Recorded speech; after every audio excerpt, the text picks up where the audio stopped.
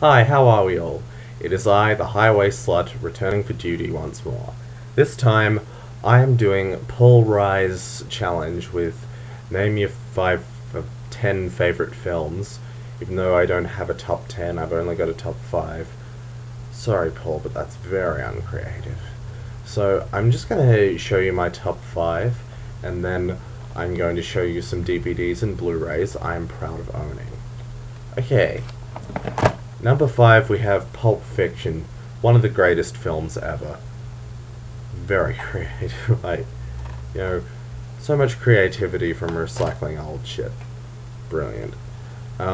Okay, number 4 was Akira Kurosawa's Rashomon, but I don't actually have a copy of that because Criterion hasn't released it on Blu-ray yet. Okay, number 3, Alejandro Jodorowsky's Santa Sangre. Yeah. Owning this on Blu-ray is just a huge achievement for me because I couldn't find it anywhere in Australia. No shelf had that in stock. It's just so great. Now, if anyone is really wanting to get into surrealism, that's a great place to start. Yeah, there are a lot of other great Jodorowsky films, but that one has always been my favourite, or ever since I watched it anyway. And here we have Babel. It's... every story in this is just so well, perfectly put together and interwoven beautifully, and I could never deny this is a great film. In fact, it's Colin Chapman's favorite film now.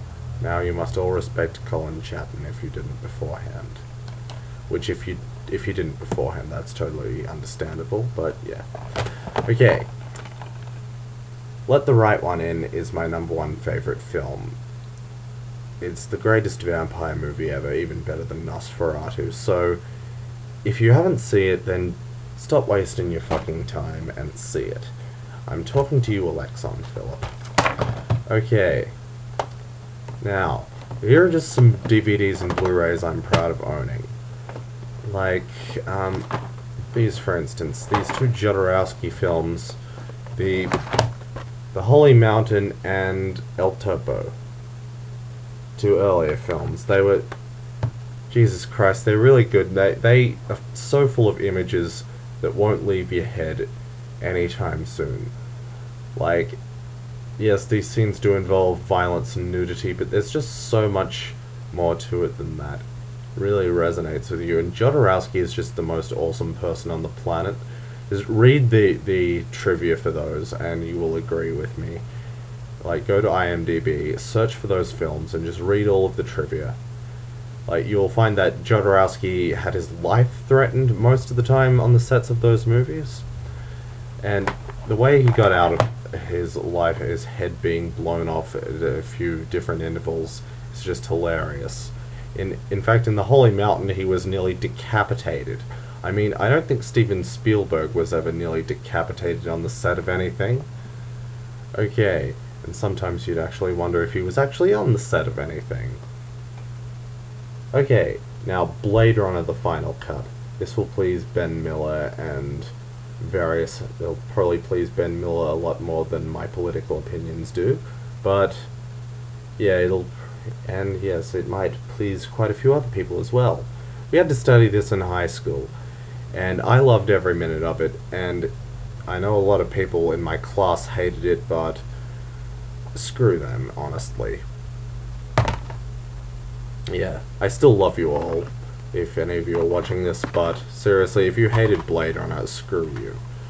And now another one.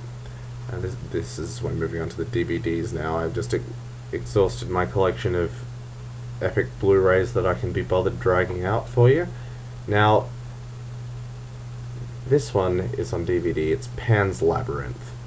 Now, this is awesome. It's like the To Kill a Mockingbird meets Alice in Wonderland of today.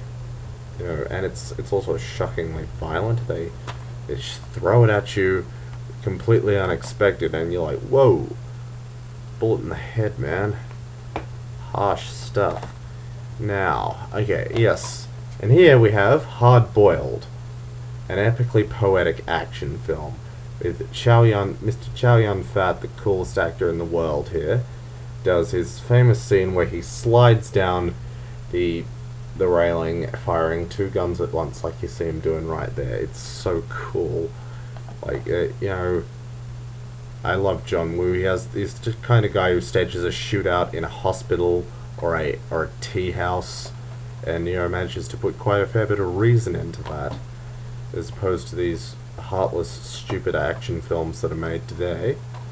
And now this one here, this is another one I'm proud of owning. It's the Pusher trilogy.